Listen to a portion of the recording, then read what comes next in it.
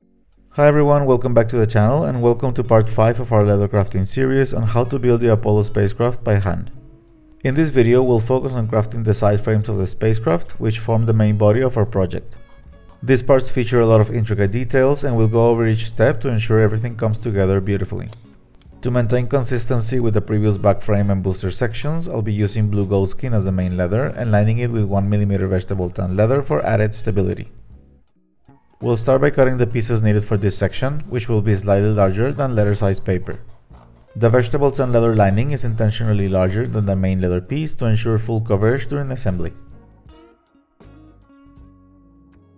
Before gluing the pieces together, I'll prepare the vegetable tan leather by applying a layer of carnauba cream. This seals and protects the leather while giving it a polished finish. Spread the cream evenly with a cotton cloth. Allow it to dry for a few minutes and then buff it off with a dry cloth. You'll immediately notice the difference between a polished and unpolished leather surface.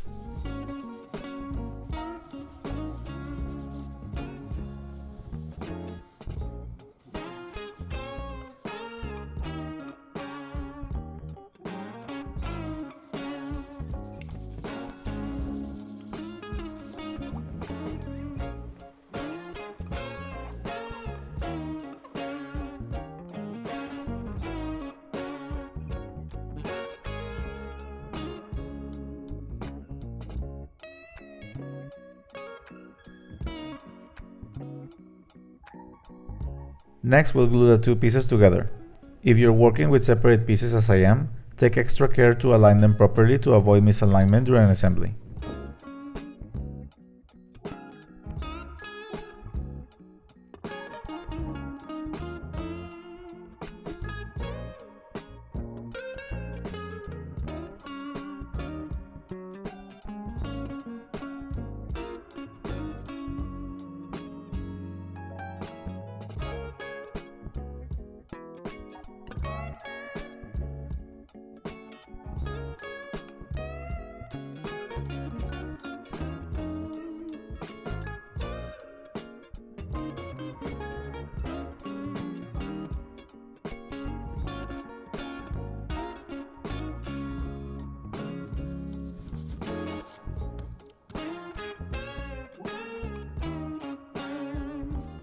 Once the glue is fully dry, we can move on to attaching the template. To fix the template to the leather, use transparent tape along all sides of the pattern and carefully place it on the leather, ensuring it's flat and secure.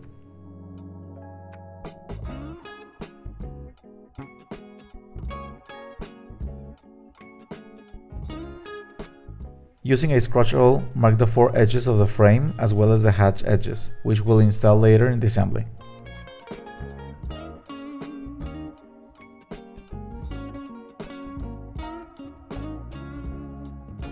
At this stage, I also mark each stitching hole manually.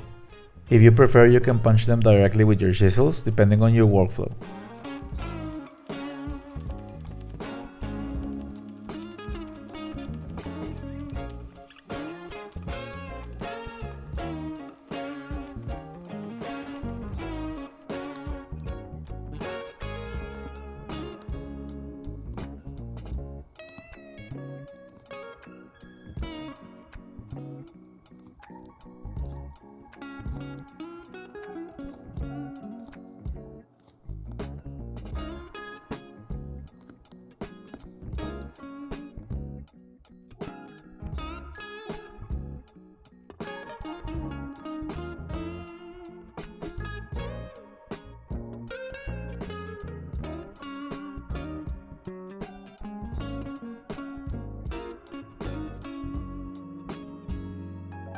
You'll notice the template includes horizontal and vertical decorative lines. While they are purely aesthetic, they add character and detail to the overall appearance of the spacecraft. Let's work on incorporating these lines as we move forward. These decorative lines will be created after removing the pattern from the template.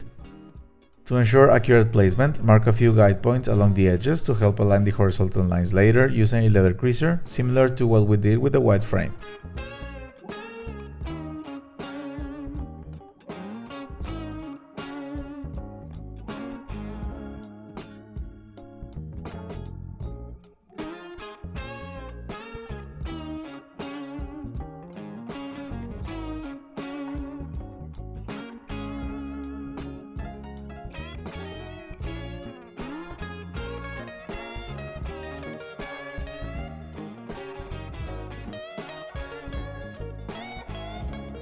You'll also notice small black dots along the design. These are decorative elements, and I use my paint applicator to press into each dot individually. If you don't have the same tool, you can use a similar sized object. Just ensure it matches the size of the dots to avoid overlapping it into tight spaces between the lines and holes.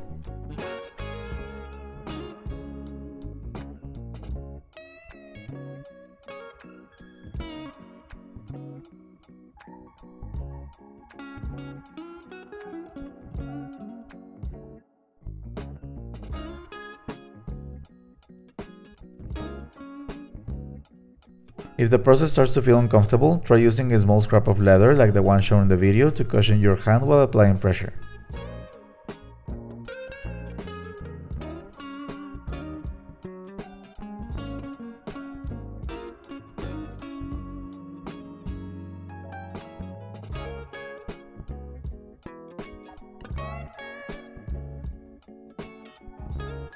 Once you finish, carefully remove the templates from the leather.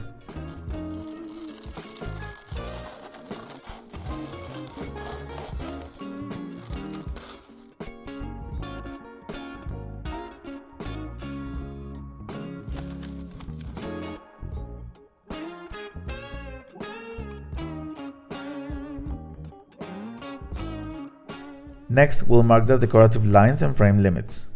For the lines, I'll use a plastic ruler and edge creaser, just as we did with the white frame.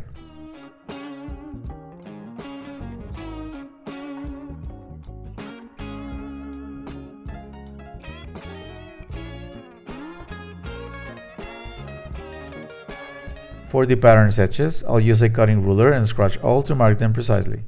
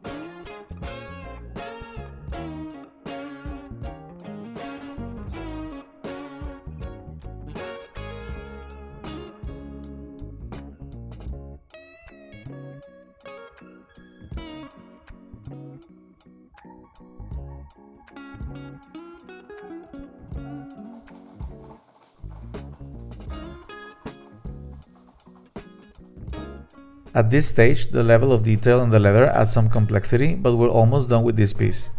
Now it's time to punch the stitching holes using chisels and a poly mallet. Be sure to follow the pattern and maintain the correct spacing for the stitching holes as indicated in the design.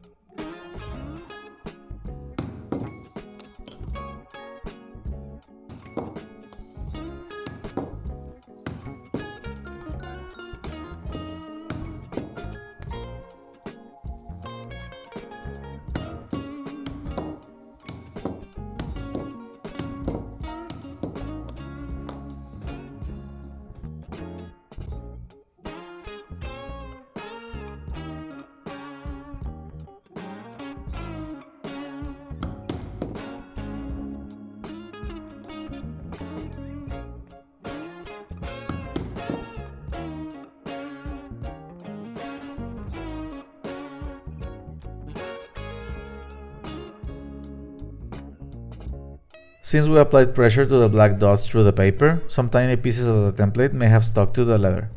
If this happens, you can use a scratch awl or a shoe brush to clean up any leftover paper from the surface.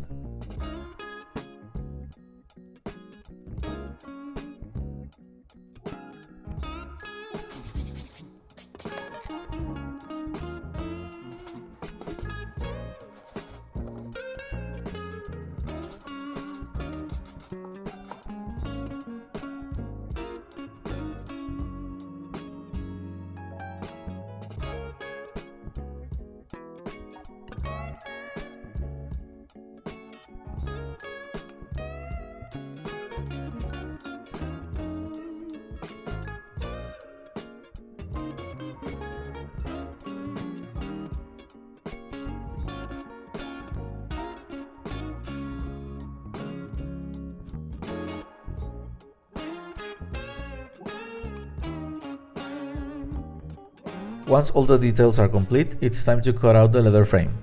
Start with the outer edges of the frame using an X-Acto knife and a cutting ruler.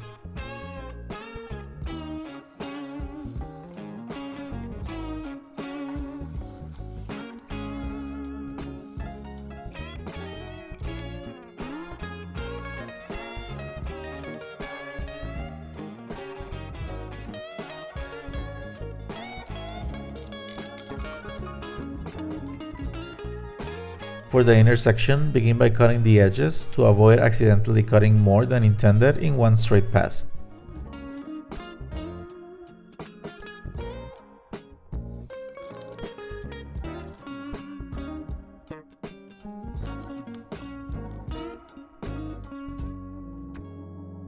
By carefully trimming the internal edges first, you can maintain precision as you finish the sides with your knife and ruler as shown in the video.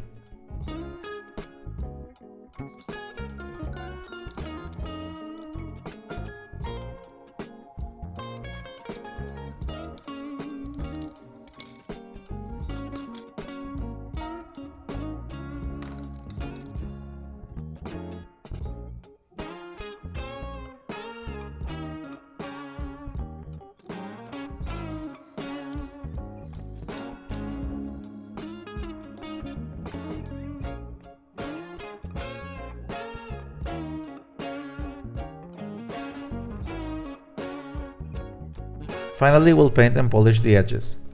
I'll use a paint applicator with vernice heatable edge paint in light blue and finish with Tokonoli burnishing gum, applied with a small piece of canvas to achieve a smooth and polished edge.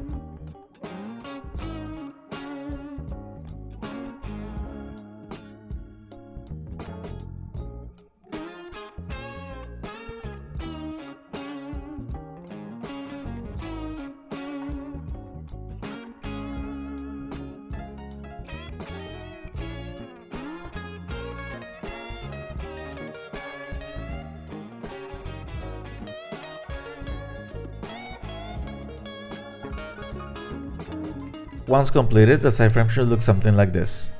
You'll notice the removal of the internal section has reduced the frame structure slightly, but this will be restored once the hatch is stitched to the frame. Friends, as always, thank you so much for watching. I hope you have enjoyed this tutorial. In the next video, we'll move on to crafting the side hatch for this frame.